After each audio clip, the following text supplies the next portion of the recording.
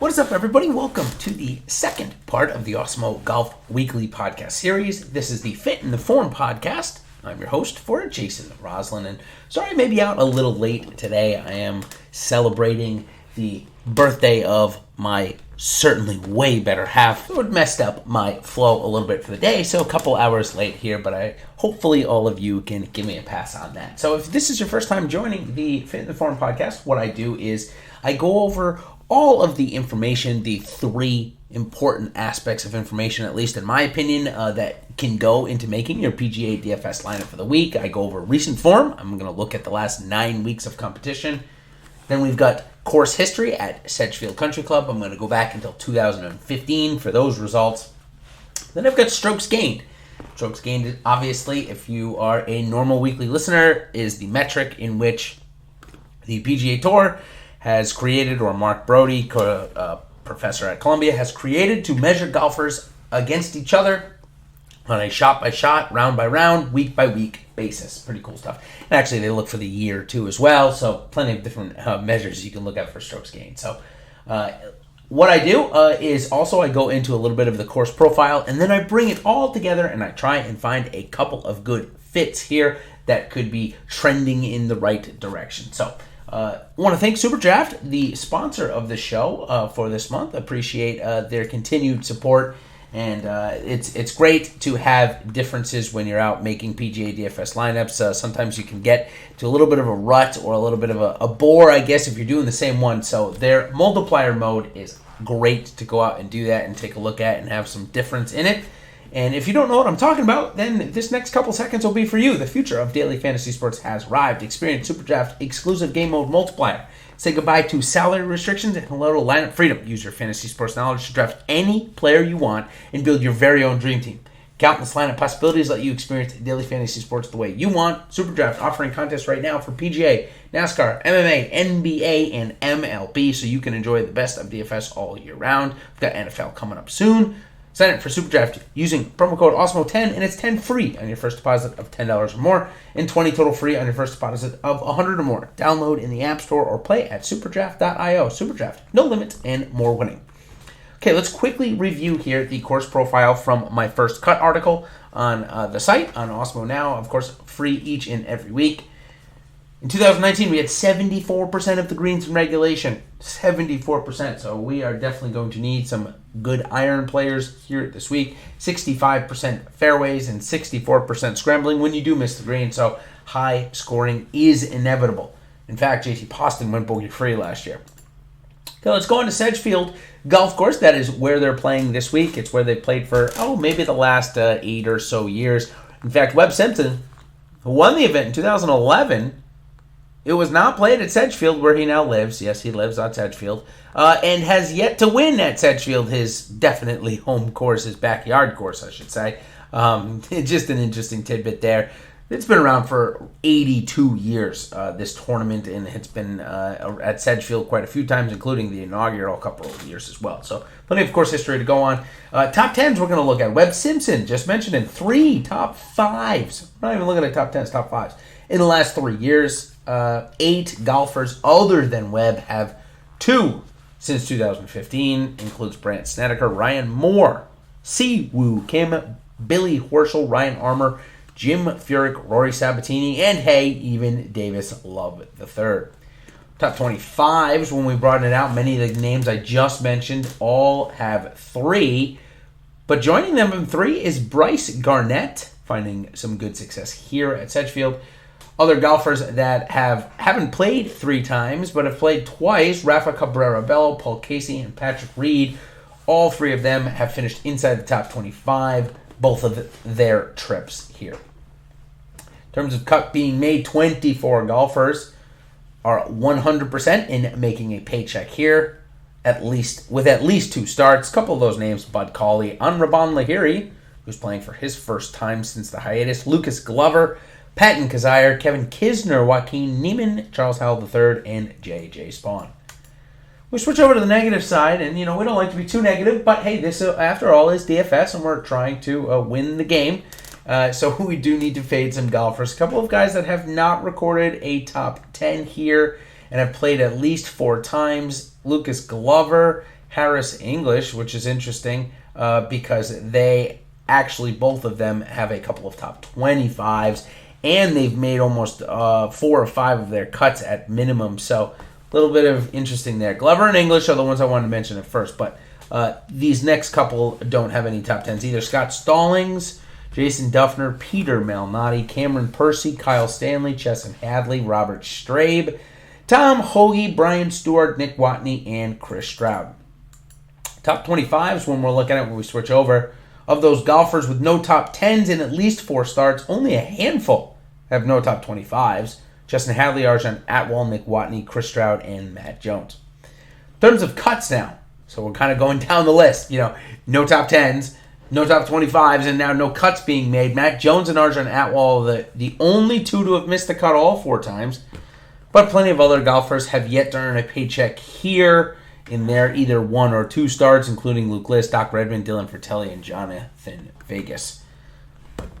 Now, when we go over to recent form, a couple of those guys that I just mentioned will certainly be showing up in some screeners, so hopefully they'll buck that trend, like Luke List, Doc Redmond, Dylan Fratelli.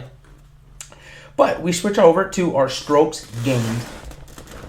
And of course, if you want this strokes gained information, each and every week a player has competed for, say, the last 50 tournaments or so, somewhere in that range. Come on and be an Awesemo Plus member. I give all of that information out. And in addition to that, you're also going to get access to all the great Awesemo Plus tools and content for this week's PGA DFS slate with an Awesemo Golf weekly pass for just $8.95. This includes full access to Awesemo's leading golfer projections, ownership projections, top golfers tool, and so much more. There's never been a better time for PGA DFS, so step on the course today. Plus, check out the Awesemo.com Twitter handle for a chance to win prizes all the time. And, of course, on our other social media platforms, on the Instagram handle, Awesemo_com, and our Facebook group. Okay, so now, let's take a look at some of those recent form, and then we'll go into strokes gained, see how the players are getting to their top finishes. Top 10s, 12 golfers in the field have multiple top 10s since the Charles Schwab. We've got Maverick McNeely, Justin Rose, Webb Simpson, Scotty Stallings, Christopher Ventura, Ryan Armour, Brooks Koepka, Joseph Brantlett, defending champ JT Poston, Patrick Reed, and Luke List. All of them have 2. None of them have 3. 5 golfers in the field have accumulated at least 4 top 25s. Reed and Ventura are 2 of them, while the other 3 are Harris English, Brendan Todd, and Lucas Glover. All who have 4 top 25s, but no top 10s. Crazy enough. Cuts. Only 4 golfers in the field have made every cut since their start. Mark Hubbard, though, he withdrew 5 weeks ago, and I don't know, maybe they call that a missed cut. I'm not really sure. It was a weird withdrawal. The other 4 are Scott Stallings, Wesley Bryan, and Arjun Atwell, interestingly enough. If we look more at recent form and take only the last 5 weeks, we had a bunch of golfers that haven't missed a cut. That includes Harris English, Patrick Reed, Henrik Norlander, Pat Perez, Austin Cook, Stuart Sink, Siwoo Kim, Sepp Straka, Matt Wallace, Brendan Hagee, and Billy Horschel. Billy Horschel certainly looks in good form and has some good course history here as well. Maybe a guy that could show up at the end of this ends a good course fit. Negatively, top 10s. With so few golfers having multiple top 10s, it's no surprise to see 106 golfers searching for their first top 10 in the last 9 weeks. Crazy enough. That's how it is, though. That's how it works. Some of the better players that haven't done it, Harris English, Lucas Glover, Brendan Todd, Tommy Fleetwood, Ryan Moore, Siwoo Kim, Lanto Griffin, and Sam Burns, who's been very popular. Top 25, so about half, 65 players in the field have yet to record a top 25. Tommy Fleetwood shows up in this category as well. Graham McDowell, Brent Seneker, Bud Cauley, Sung Kang are the names that might surprise you there. And guys that have not earned a paycheck in quite a while, or at least since the restart. David Bergano Jr., he's only had 1 start, so I guess that doesn't really qualify. DJ Trahan, John Senden, Martin Trainer, and Michael Kim. All right, now let's go on to strokes gained. And if this is your first time learning about strokes gained, or you're trying to learn it, what it is simply a measure a statistical measure created by a really smart guy at Columbia University that measures a golfer against every other golfer competing that week on a shot-by-shot basis. That shot-by-shot basis is broken into 4 categories. off the tee, approach, around the green, and on the green, or putting. Now, in addition to that, you can put all of those together, and it's called strokes gained total. You take out putting, it's called strokes gained tee to the green. Then you get a little bit more in-depth with just the approach and off the tee, called ball striking, and then around the green and putting, called short game. So let's break down and find some guys that are how they're getting how they're earning their strokes gained and what they're doing to do so. So strokes gained total, we'll start off with that. Webb Simpson, Brooks Koepka, Reed, and Sungjae are the four at the top of this list. Simpson is the only one to gain at least 1.5 strokes in 50% of their in his starts. Strokes gained total again, remember, Justin Rose, Paul Casey, and Harris English have done it in 40%, whereas Ventura, Christopher, has done it in 42% of his starts, but with much less starts out there. In the last 6 weeks, Brendan Todd and Patrick Reed have gained more than 1.25 strokes total 4 times. However, Sepp Straka and Harris English have gained 1.75 strokes gained total 3 times.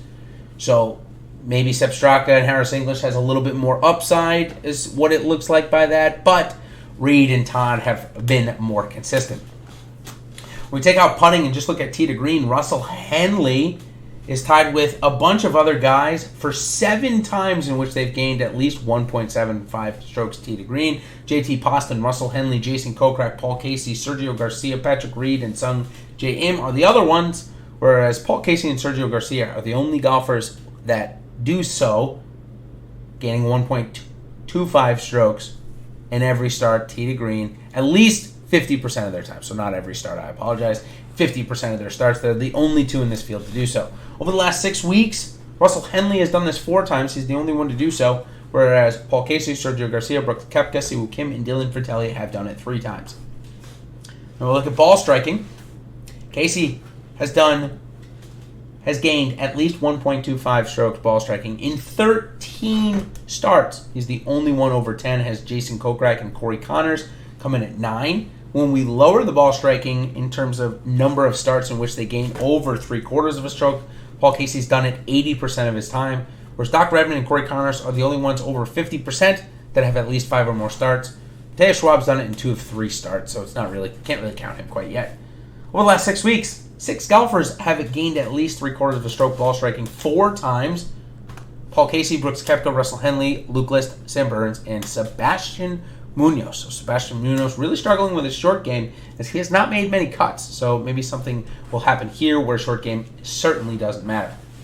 Speaking of short game, Spieth is the only one, Jordan Spieth, the only one with double digits over a quarter, 1.25 strokes gained with his short game. Brandt Snedeker, Luke Donald, and Jordan Spieth are the only ones to gain 0.75 strokes with their short game in over 50% of their starts. Over the last 6 weeks, Brian Harmon, Billy Horschel, Luke Donald, Charles Howell III, and Michael Kim have gained over 0.75 strokes gained short at least 5 times. Harmon leads with 6. We switch to off the tee. Corey Connors is the leading candidate off this one, having 9 starts, gaining at least 1 stroke off the tee. Keith Mitchell has 8. Jason Kokrak has 7. And, Jason Kokrak does not have 7. He has 5. But what Jason Kokrak does is he's more consistent off the tee. He has gained at least a half a stroke off the tee in 68% of his starts, beating out Vegas and Connors. Tommy Fleetwood, Sergio Garcia, Keith Mitchell, Doc Redman, Tom Lewis, and Vince Covello, all over 50% of their starts, gaining at least half a stroke off the tee. We look at the last 6 weeks. Jason Kokrak, Corey Connors, Luke List, Zhing Jun Zhang have gained at least a quarter of a stroke 5 times. Now, the reason why I look for a quarter of a stroke there is approach is certainly more important. So what I want is guys finding the fairway, and normally if they're gaining a quarter of a stroke off the tee, they're doing something right, but maybe not a ton right. Again, you gain a lot of your strokes gained off the tee, of course, with distance, unless you're Colin Morikawa, of course, where you just drive a 300-yard par 4 and put it to about 2 feet.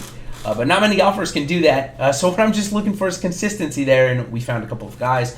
What we're looking for is guys that get hot with the irons. Russell Knox, believe it or not, He's the only one in this data set to have gained at least one stroke on their approaches double-digit times at 10.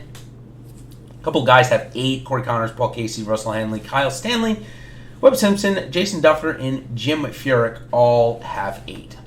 All right, now we're looking for at least a half a stroke in the last 6 weeks. So guys that maybe are simmering, getting close with their irons. Shane Lowry, Siwoo Kim, Russell Henley, and Paul Casey have done it 4 times, whereas the other golfers that I'm about to mention have done it 3. Bunch of them, including Dylan Fratelli, Joaquin Niemann, Lucas Glover, Sam Burns, Ryan Moore, and even Jordan Spieth. Now when we go on to Around the Green, it's not going to matter that much this week, so I just put down what has happened in the last 8 weeks. Brian Harmon has gained at least a quarter of a stroke 6 times, whereas Siwoo Kim, I'm sorry, not Siwoo this time, Michael Kim, Luke Donald, Dylan Fratelli, Matt Wallace, the other Kim, so maybe both Kims are there, I'm sorry. Sergio Garcia, Christian Bezuidenhout, and Luke List have all done it 4 times. Apologize about that. Putting now, we're looking for guys that get hot in the last 6 weeks. 2 is the magic number, as a pair of Patricks, Reed and Rogers, have gained at least 1 stroke twice, along with Brendan Todd, Aaron Baddeley, Troy Merritt, Justin Rose, Kevin Kisner, and Doc Redman gaining at least a stroke twice. So interesting there for Doc Redman. Okay, well, that wraps up my Fit and Form podcast. Of course, actually, you know what? No, let's back up really quick. I did want to give my analysis on in terms of the guys that I've seen come across in all of the positives. A couple of guys, Billy Horschel came up in a couple of positives. Of course, Webb Simpson showed up in all 3 of these. Now, Doc Redman only showed up in 2 of 3, but a couple of guys, Ryan Armour showed up in 3 of 3 as well. JT Poston was also in 3 of 3, so a couple of guys in good course fit there. So we're at about 17 minutes, so it's a perfect time for me to jump off. If you're looking for more or you're looking for ownership, check out the Against the Grain article and Against the Grain podcast coming out Wednesday morning for me. I'm recording this at about 4 o'clock on Tuesday, so tomorrow morning. Until then, everybody, and of course, check out Ben Raz and I's Live Before Lock at 8:30. Luckily, Ben is back with full power and full internet. So as much as we enjoyed having Alex Awesemo Baker on the show this last week, it will be the 2 of us getting back in the saddle for the Wyndham Championship. So until next time, everybody, thanks so much for joining, and we'll see you on the other side. Cheers.